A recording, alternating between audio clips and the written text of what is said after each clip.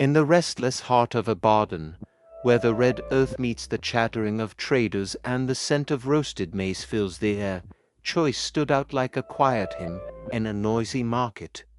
She was a nurse at University College Hospital, known across the ward as Angel of the Night. She worked the hardest shifts, covered for lazy colleagues, and stayed beside dying patients long after families had left.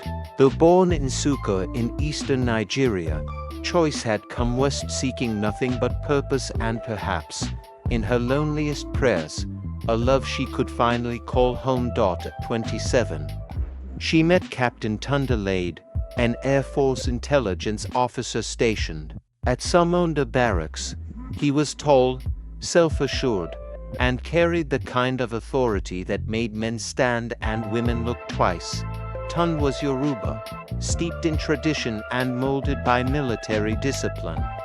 Choice, the soft-spoken Igbo girl from Enugu, seemed an unlikely match, but when they met at a medical outreach organized by the Air Force, something clicked. It wasn't fireworks, it was quieter, a slow, smoldering warmth that crept into Choice's heart like dawn through a window, despite warnings from friends about intertribal marriage, about military men, about moving too fast. Choice followed her heart. She learned to rap her Jeel the way Tunde's mother did. She began speaking Yoruba in soft, careful tones. She converted churches.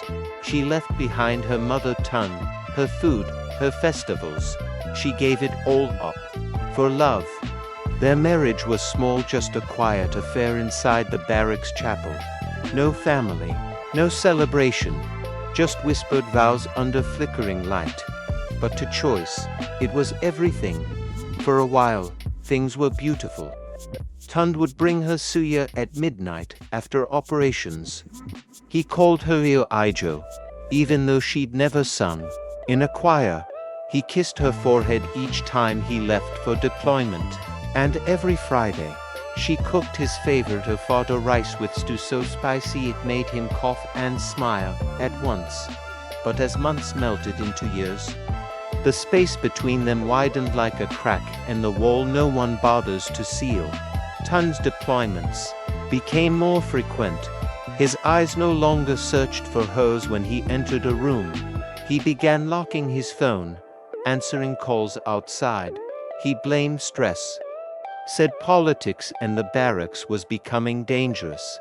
Choice believed him because loving him was all she knew how to do. Then came the whispers. A junior nurse mentioned seeing him at a hotel in Makurdi. A woman he was spotted with, young, light-skinned, with a government badge. Choice laughed it off. She told herself people envied what they couldn't have. But the evidence grew. The coldness in their home was no longer just silence, it was a storm waiting to be named. One rainy Tuesday, a convoy of military trucks pulled up at the hospital gate. Choice rushed out, fearing the worst. Had something happened to Tunde? Had his mission gone wrong? A man in uniform handed her a sealed envelope. Not a condolence letter, not a death report, a legal transfer document. Captain Tunde, the love of her life, had remarried, not divorced her, not separated. He had quietly married someone else under the special arrangement permitted to senior officers in classified operations. She stood frozen in the rain, reading the words over and over as if they'd change with repetition. Her hands trembled, her mind blurred. She could hear the echo of her heartbeat, louder than the thunder in the sky. Betrayal doesn't always come with blood. Sometimes it arrives quietly, with a seal and a stamp. Choice didn't scream. She didn't throw the letter. She didn't cry. She packed her things in silence that night, left the quarters, returned to Nsukka. Older in spirit than her years could justify. Her father had passed, her mother too, so she stayed in their crumbling bungalow, alone with memories that clawed at her in the dark. But the thing about love, real love, is that it rarely dies. It morphs, It changes shape. Choice resumed work at a rural health clinic in Abolo 4, treating malaria, delivering babies, stitching wounds, and comforting the grieving. She became a mother to the motherless, raising 3 orphans whose parents had died in a road accident. She never corrected anyone who called them her children, and her heart, they were. Years passed. She no longer thought of Tun. Until one humid Harmattan evening. There had been an emergency. A young soldier, shot near the Enugu border, was rushed into her clinic. Choice's hands, still precise and unshaken after all these years, cleaned his wounds and stabilized his pulse. She examined his ID, and there it was. Tundaleja. Her husband's name, his face, but younger, the jawline too familiar to be coincidence. He was her husband's son, a boy she never knew existed. She stared at the unconscious soldier, memories flooding like broken dam gates.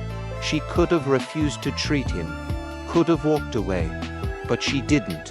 She saved him, as she always had, without asking why, or for whom. Later that night, she slipped a note into his file, a note she knew would reach the man she once called husband. Tell your father that choice still saves lives, even the ones that broke hers. She never got a reply, but 2 weeks later, her clinic received a large anonymous donation: medical supplies, new beds, solar panels, and funding for 3 years. She knew. She said nothing. She didn't need closure. Her love had never been about reciprocation. It had been unconditional. 10 years later, Choice died peacefully in her sleep, surrounded by the children she had raised, none of her blood, but all of her love. They buried her by the red hills in Suka, under the shade of a mango tree she had once planted. And when the wind blows softly through the branches at dawn, you can almost hear her laugh low, warm, like a lullaby you thought you'd forgotten. Unconditional love does not die. It merely changes address. And sometimes it doesn't come back, because it never left.